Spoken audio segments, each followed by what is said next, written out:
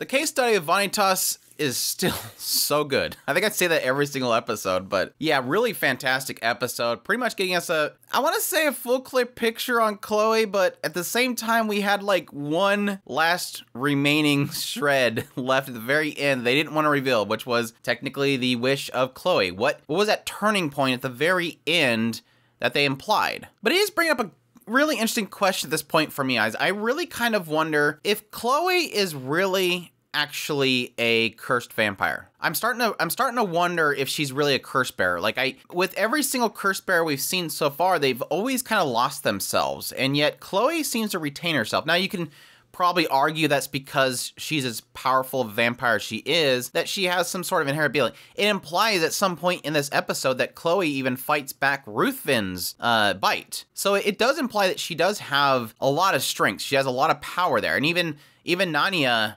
specifically says that, you know, there's vampires that I want to get their name, but they're too powerful. So I offer them things. I offer to grant their wish in return for the name. I asked politely, as I think she puts it, he or she, but I think they imply she. As she implies it is that, you know, sometimes I just have to ask politely. And that's insinuating what they did with Chloe. Granted, what we see from the back history stuff, there was a lot more included than just saying, hey, please can you give me your name if I'll give you a wish. But it does imply, like I said, in the end, that Chloe is extremely powerful. And that might be a case where, yes, she might be a curse bearer, but she also might just be outside the norms that you would have for a curse bearer, obviously, because again, she seems to be retaining herself. Yeah, overall, really fantastic episode, opening up with this dinner scene where Noe is kind of asking Chloe, like, why are you here with Nania? Like, why would you need to get away from Nania? He wants to steal your name. It's like, yeah, I gave her my name. I mean, I don't really have any. That was my choice. That was the thing that I chose. And through John Jacques, we find out that, or John Jacques basically implies that Chloe, you know, was sorrowful at some point, was stuck up in her room, and at some point gave her name to Nania willingly. And because she is no longer sorrowful and it's what she wished for, John Jacques is fine with it. Like, you know, look, this is what she wanted. I don't care about this Nania person as long as she's happy, because that's the problem here is John Jacques is asking Noe, you know, are you after Chloe? It's going to be a problem. Well, he's like, no, I just want to get Nania away from her. That's all I care about. Nania is the reason for what he's doing. It's this person that took Louis away from Noe, so Noe doesn't like this person. Yeah, he just destroyed the table, and she went up and just smack.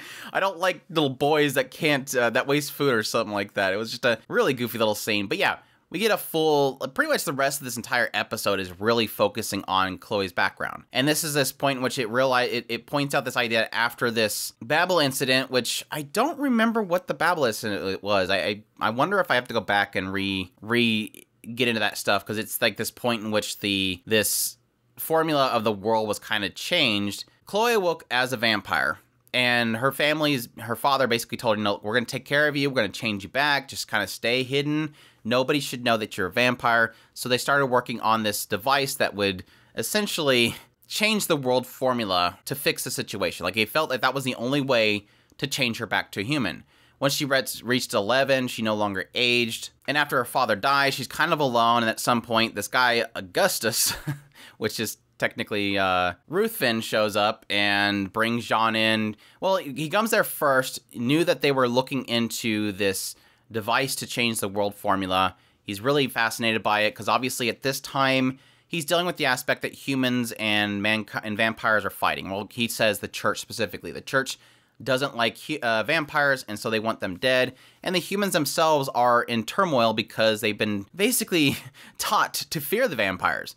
And so this eventually leads to him wanting to change everything, change the fabric of the world itself, and he needs this device to do it. So he's looking into this family to see if they've figured out a way of doing that. And this eventually leads to him coming back once again with Jean, and Jean becomes pretty much her second friend, because she implies that Ruthven was her first friend.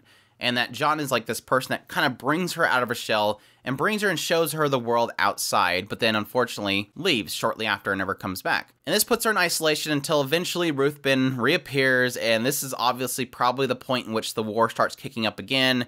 He's injured. I would probably assume this is the point in which all of his students were killed as well. Because we don't see Jean. And he demands this to know what the research has done. She claims that she won't allow him. She sees something in him that's not right, And so she defends her family's knowledge.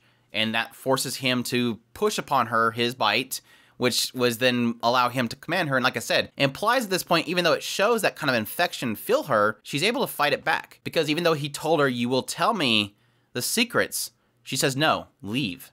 So again, really pushing heavy on the idea that Chloe is extremely powerful. And this, again, pushes her back into her isolation until Nanya shows up. And this is where things get weird, because Nanya shows up, and again, it implied it earlier in the episode that Nanya, you know, basically asked politely and offered some sort of wish.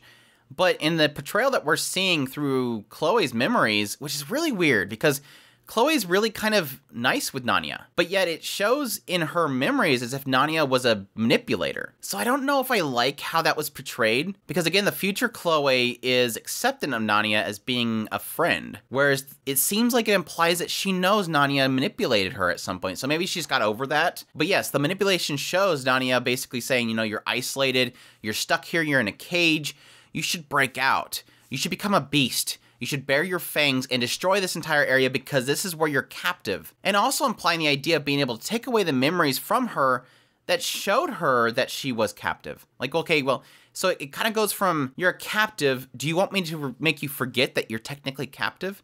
Because you've seen the outside world, you know that you're captive, so if you forget that, you're fine, right? And I think it was implying that that symbol that she is captive was Jean. Because Jean showed her that that there was an outside world, that she brought her away from those steps that her father told her not to go past. And thus, Jean is the symbol of the outside world. And so in this kind of swirling of emotions, she's basically showing her that she's killed Jean. And then she hears people talking about that they found the body of this girl named Jean. And so I'm assuming, this is the weird part, because I'm assuming at this point it's implying that at that moment that she's seen she strangled Jean, her real self became the beast and injured Jean. This is the first fight that she had with Jean, was this moment right here. And so the people talking wasn't a vision, but people actually knowing that she was attacked. But I don't think that Jean was that injured, so I don't know that is true. I don't think that that's what they're implying here. But, so I don't know.